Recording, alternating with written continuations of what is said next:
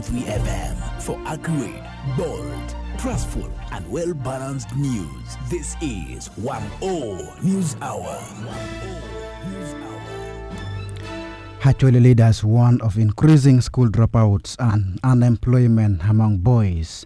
Measles outbreak claims one life in Chegegwa district. Elsewhere, Akibwa Stadium construction reaches 50% completion. Dear listeners, a very good morning from Wang FM 93.3. This is your latest news bulletin at 10 a.m. with me, Hodera Santo.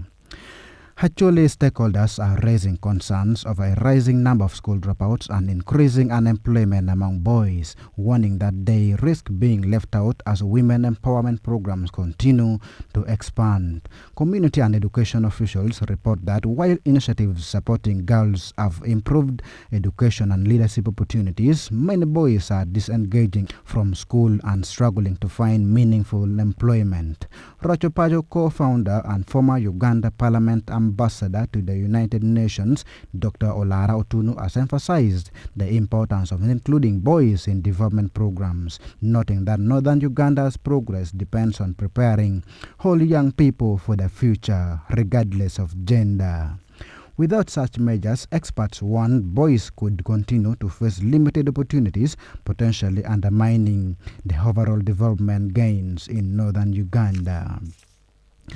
And now in the regional news, Wancom Atekere of Kumam, Papa Raphael Otaya, has strongly advocated for the enhancement of education across the Lao sub-regions and Kumam communities, noting that both communities lag behind in educational attainment. Otaya revealed that in partnership with other stakeholders, the Kumam Kingdom has developed a strategic plan aimed at supporting children from underprivileged families. Addressing concerns on school dropouts, Otaya expressed deep worry over the trend, stating that students who leave school prematurely often find themselves involved in criminal activities stemming from their lack of knowledge and opportunities. Meanwhile, the RDC of Amolata, Francis Okelo Odoke Ruatlonyo, joined the discourse by urging parents to stop keeping their children out of school. He asserted that all school-aged children must be enrolled and attend school consistently. The RDC also cautioned residents against falling prey to fraudulent prayer warriors who exploit the community by soliciting money with false promises of wealth. In the national news, the Minister of Justice and Constitutional Affairs, Norbert Mao, has met with musicians and explained the provisions of the newly approved Copyright and Neighboring Rights Bill, recently passed by Parliament and now awaiting the President's assent to become law. Mao hosted the musicians at his home in Lubowa, Wakiso district, where he commended them for their important work in society, especially in entertaining and uplifting people. He emphasized that musicians should benefit from their work as they contribute significantly to the country. He added that music is widely used in advertisements for companies such as factories, telecom firms, and pharmaceutical businesses. Therefore, artists should receive a share of revenue from the commercial use of their music. Mao assured musicians that he fully supports their efforts.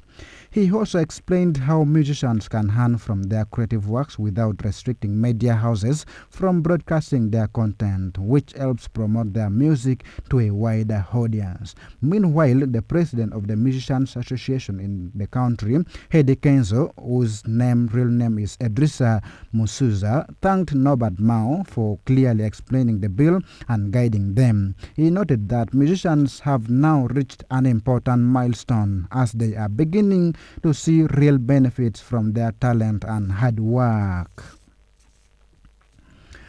On the other side, one person has died following a measles outbreak in Chegegwa district, sparking concern among health authorities over gaps in routine immunization. Officials confirmed that 5 out of 6 samples tested positive for measles had the Uganda Virus Research Institute, following investigations into suspected cases reported earlier this month.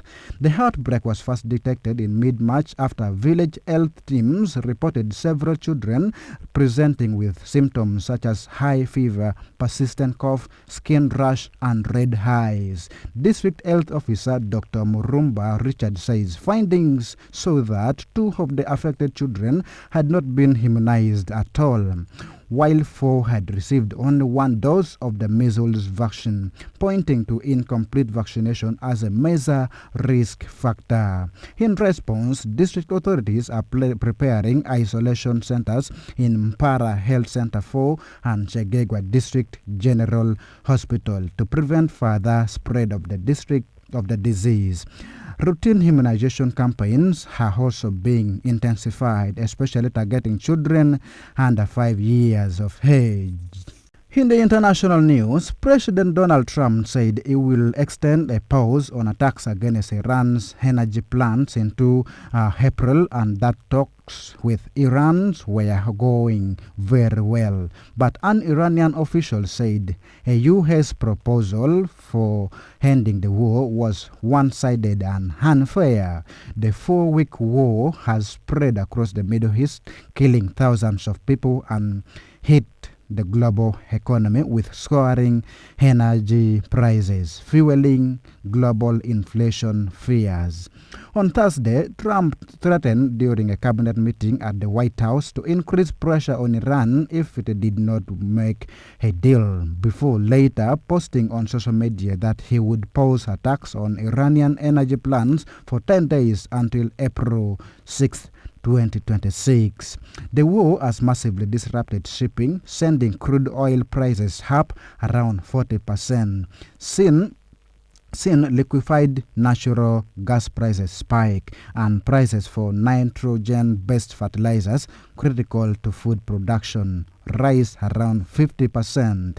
Despite Trump's upbeat assessment, Iran continued to retaliate against U.S. and Israeli strike by hitting Israel and United States bases. It also struck Gulf State and effectively blocked Middle East fuel export via the Strait of Hormuz, which carries about 20% of global oil and liquefied natural gas. Business News Update on 93.3 FM. Wow. Lira Regional Referral Hospital, together with 14 other institutions across northern Uganda, has been recognized by the National Social Security Fund (NSSF) for outstanding compliance with savings regulations.